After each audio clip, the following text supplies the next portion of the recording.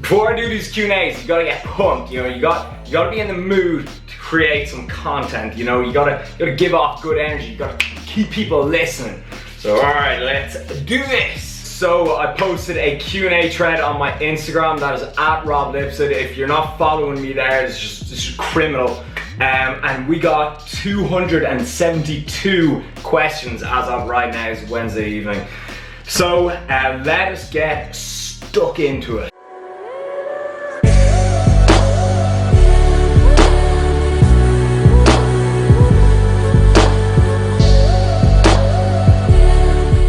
Alright, let's go. First question. I'm a nerd. What's your favorite nerdy topic or subject outside the fitness world? Well, in school, my favorite subject was art. I got a B1, which for, you know, a subjective module, it's not too bad.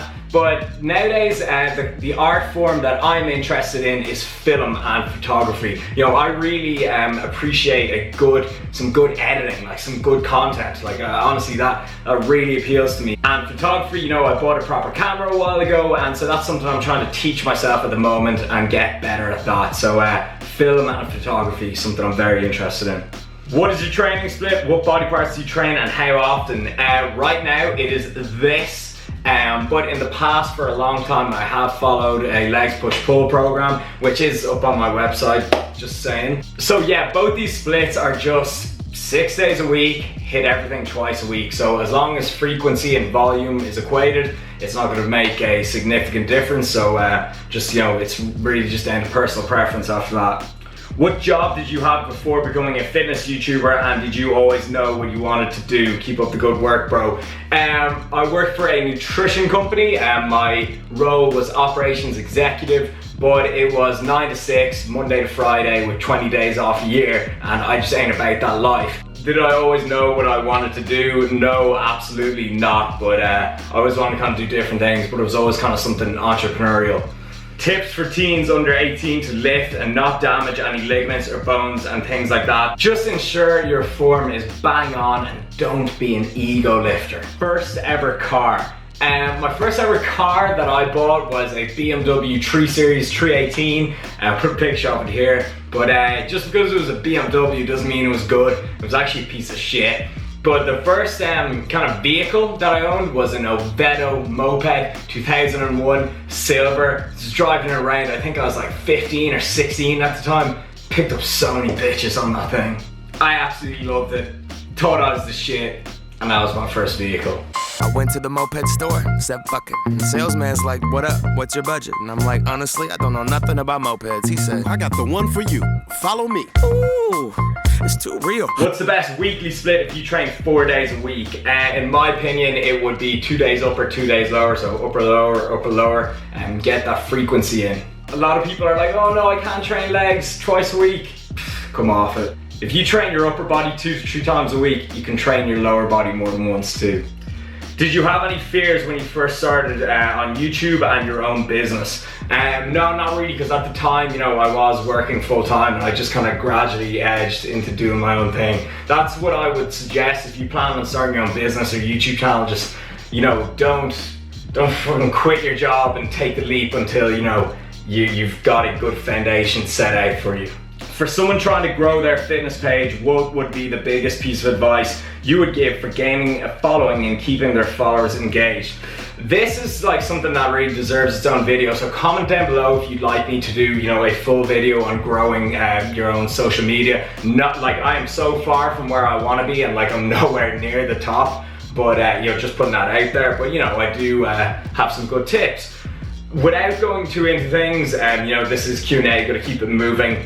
Be unique, set yourself apart. Like everyone's got a fitness Instagram now, you know, everyone's saying, so do something, be unique, do something different, you know, keep people's attention. Don't be afraid to like get out there and, you know, say things that other people wouldn't say and stuff like that, but that just all comes back to being unique and different. So yeah, and consistency and quality as well, but now we're really just going to in things.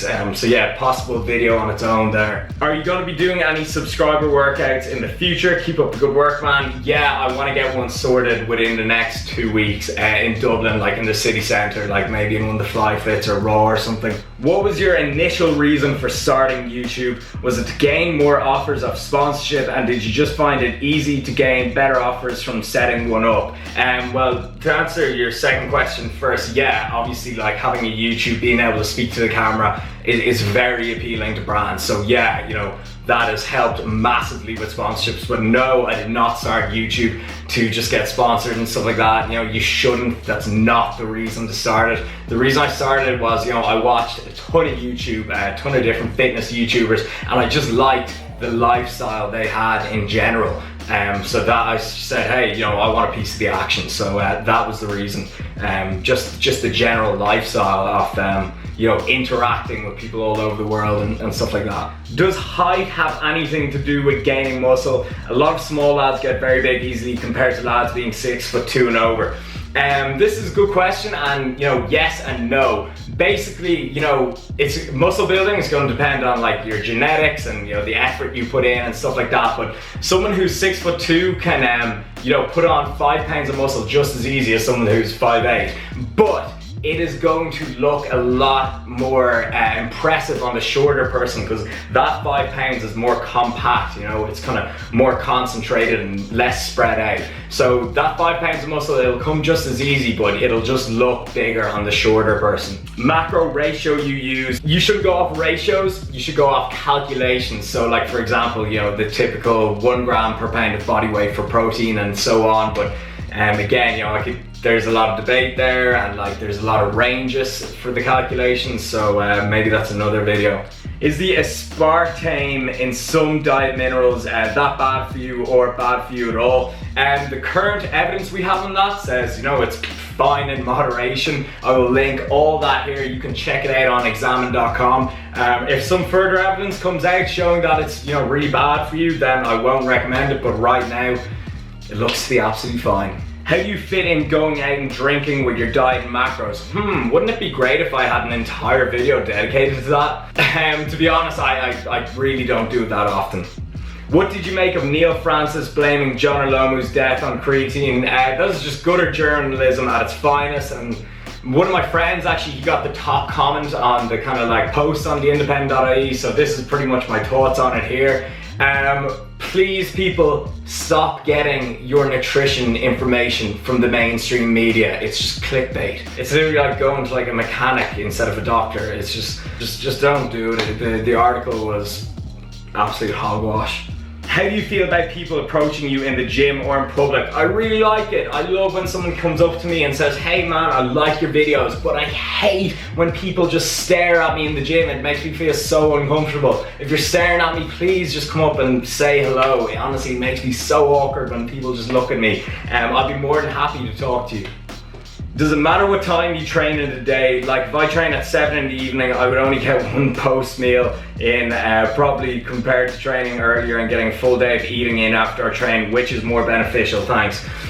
People need to understand, like I could literally answer 90% of the questions that I get on nutrition with just focus on your daily macronutrient intake and train when it suits you best and when it personally allows you to train at your best. You like training in the evenings, you feel better, do that. You like training in the mornings, same again. And just focus on your total daily macronutrient intake. Unless, like, you know, you have these people and they're like, you know, they're not elite level athletes, they're not advanced bodybuilders, and they're worrying about their post-workout shakes and all that. And it's just like, oh guys, you know, you're missing the forest with the trees here, or however the saying goes. So many questions can just be answered with track your total daily macronutrient intake, eat your meals when you personally find it best, when your schedule allows it, and train when you personally prefer to.